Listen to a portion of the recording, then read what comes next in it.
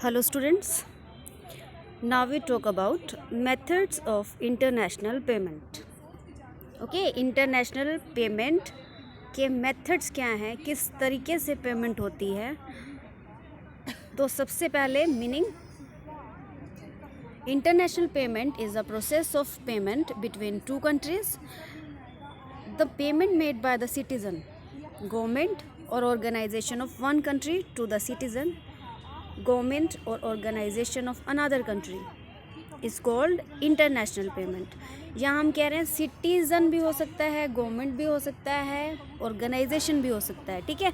But एक country से दूसरे कंट्री को अगर जब हम डील कर रहे हैं ना, तो वो हो जाएगा international. Not only the quality, price and delivery schedule, the payment terms also plays an important role in securing an export order. Okay export order हम आगे पढ़ने वाले हैं कि जब ऑर्डर कर दिया जाता है ना कि सेल और परचेज करना है, तो कितनी अमाउंट, क्या क्वालिटी, किस तरह का मटेरियल हमने ऑर्डर करना है। तो इस तरह से फॉर्म में हम करेंगे ये सारी चीज़ें। An export contract can be deemed to be successfully completed when the exporter gets paid for the goods shipped by him.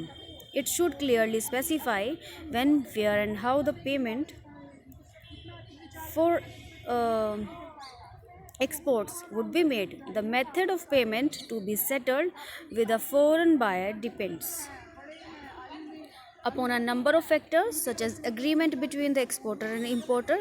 ठीक है, मतलब एक्सपोर्टर और इम्पोर्टर के बीच में जो अग्रीमेंट होगा, फिर customs of trade, the nature of business, and above all the foreign exchange regulations of exporters country as well as that of buyer। the exporters in India अगर हम बात करें तो need to follow the terms and conditions prescribed by RBI। RBI क्या होता है? Reserve Bank of India regarding international payments। It is obligatory for every exporter in India to receive its payment through the intermediary of authorise dealers. जब हम कह रहे हैं कि payment होगी तो इंटरमीडियरी भी होंगे। जब हम कहते हैं ना कि मध्यस्थ हैं, बिचौलिए हैं, तो होने चाहिए ऑथराइज डीलर्स के, ठीक है। ऑथराइजेशन होना चाहिए, हम कह रहे हैं रजिस्टर होना चाहिए। Commercial bank authorized to deal in foreign exchange। There are several ways in which an exporter can receive payment when selling products to the foreign countries, depending upon how trustworthy he considers the buyer। Okay, तो ये हो गया हमारा methods of international payment। now हम features करते हैं।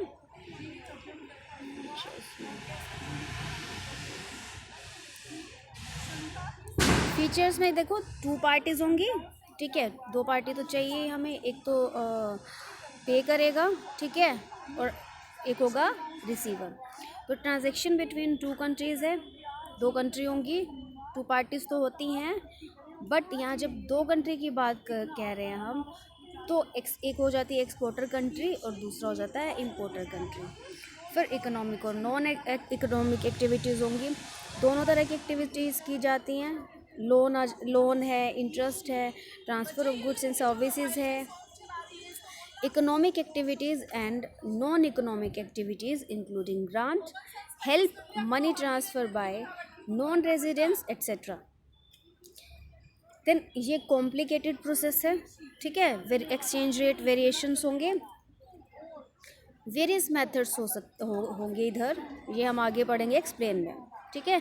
जैसे आपका एक अकाउंट ओपन करना, advance payment, open account, letter of credit etcetera, ये सारे टर्म्स हम पढ़ने वाले हैं। तो payment and financing arrangements for international business are more difficult than merely selling in the domestic market because the customer lives in another country। It is not only the greater distance that makes the whole process difficult, but the other factors such as different currencies, different languages, different customs and traditions also make it difficult। All these things can be obstacles to the exporters unless he is aware of the correct procedures and knows when and how to use them. ठीक है, तो सारे terms and conditions हमको clear होने चाहिए। फिर हम बात करते हैं, तो मेथड्स करते हैं। देयर आर 5 मेथड्स जो हम यहाँ पे पढ़ने वाले हैं। सबसे पहले advance payment. This method involves the payment of goods in advance by the importer to the exporter. The exporter receives the payment of goods before making shipment. ठीक है, मतलब शिपमेंट से पहले पेमेंट हो जाती है। Sometimes the percentage is paid in advance. तब ठीक है ना, कुछ जो परसेंटेज है लाइक पूरा नहीं, थोड़ा जो पैसा है वो एडवांस में पे किया जाता है। And the balance on delivery of goods, बाकी जब डिलीवर हो जाती है goods. This method of payment is most advantageous from the exporters point of view. ठीक है, अगर बात की जाए कि दोनों पार्टीज में से किसके लिए ज़्यादा फ़ायदेमंद है, तो एक्सपोर्टर के लिए है, and more risky for importer. This method is not much popular in the international market as buyers are often concerned that items may not be sent if payment is made in advance, है ना। तो इस तरह का risk रहेगा।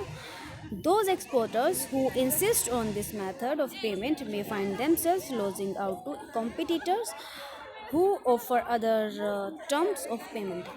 Discussed later in this chapter. This method of payment can be used under certain circumstances, like when the goods are specifically designed for the importer। ठीक है, special importer के लिए डिज़ाइन करी गई। when the credit standing of the buyer is poor। ठीक है, credit standing.